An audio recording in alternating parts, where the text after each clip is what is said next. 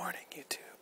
This is Whiskey Whispers, and today I thought I would take my hand at answering the Inside the Whisper Studio questionnaire tag that a lot of people have been using lately.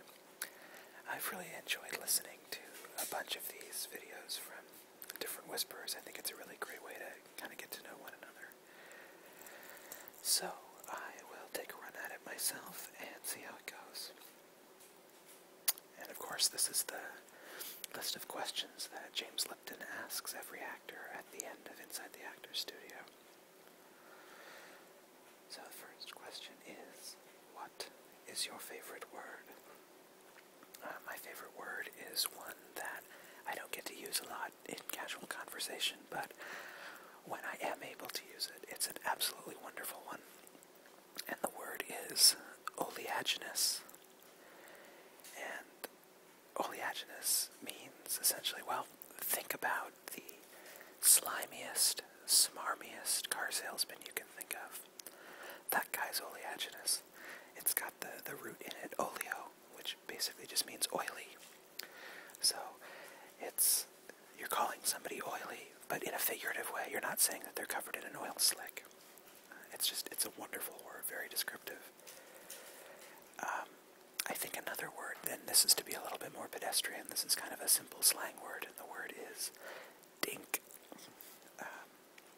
Even if we can't necessarily agree on a definition of it, you can pretty much call anybody a dink at any time and know exactly what they're doing.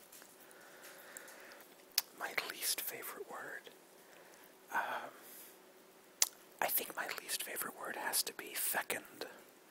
And even though it has kind of a nice meaning and connotation, it means fertile. The word itself, fecund, it just reminds me of feces, and I really can't deal with it. So I try not to say that one very much, and it's one of those words that whenever I hear somebody speak it, I get this weird little chill that kind of runs up my spine. What turns you on? So what turns me on, I guess? Sarcasm and dark humor. That always really gets me. Obviously intelligence, and I would have to say, when we're talking about women, assertiveness. I think assertive women are really sexy.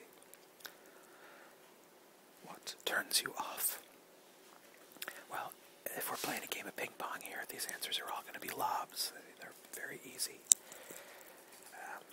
Racism, bigotry, intolerance, homophobia, all of those things just make me run for the hills.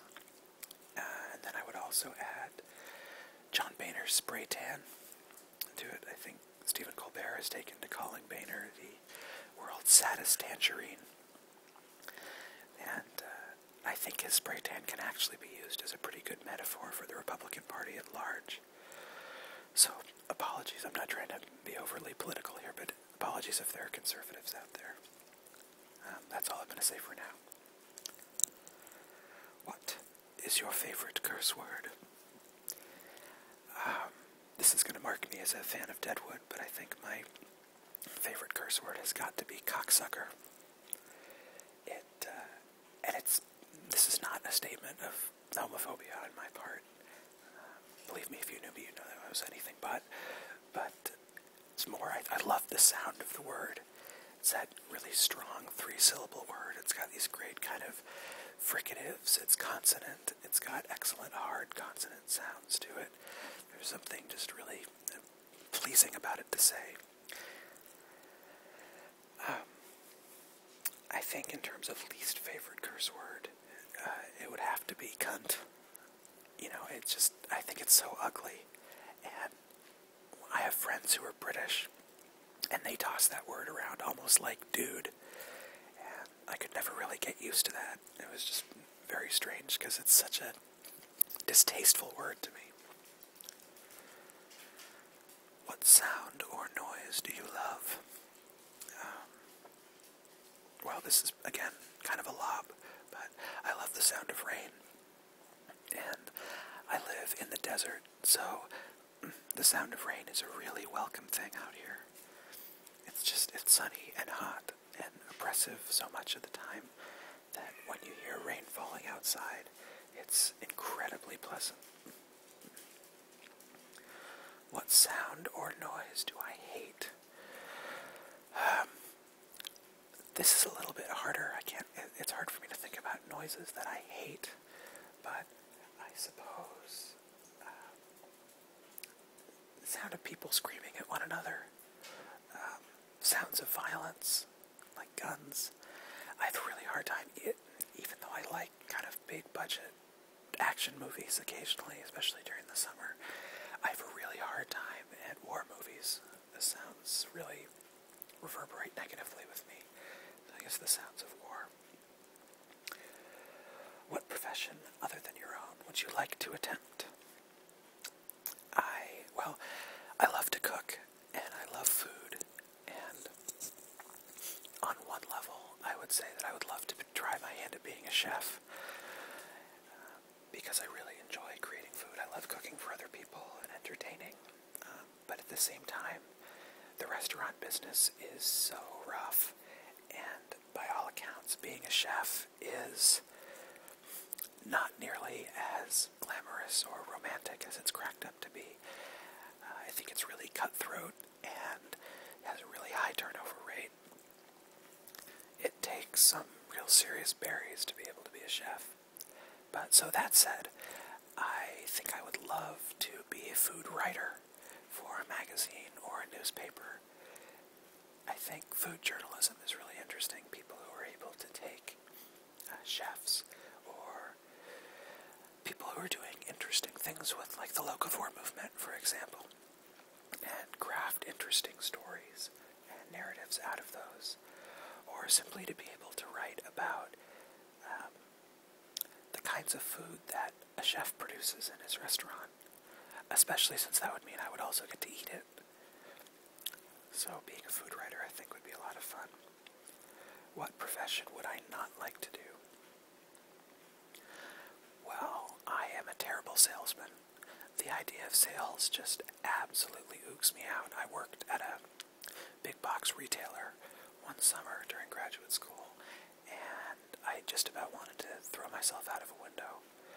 Oh, incidentally, throwing yourself out of a window, the word for that is another word that I love, and that's defenestrate. That's actually if you throw anything out of a window.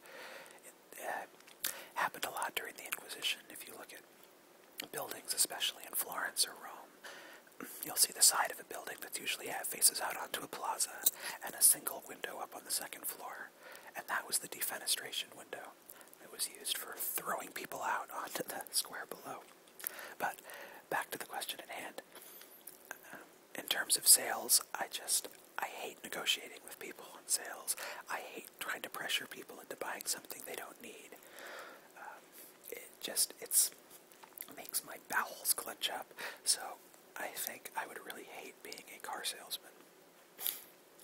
And finally, if heaven exists, what would you like to hear God say when you arrive at the pearly gates? And being someone who has, wrestled with atheism and agnosticism for my entire life, this is a pretty difficult question to answer. But I suppose if there is some kind of deity there, and I do get to the pearly gates, I'd just like him to say, "That'll do, pig. That'll do." Just to know that I've lived well, I haven't harmed anybody.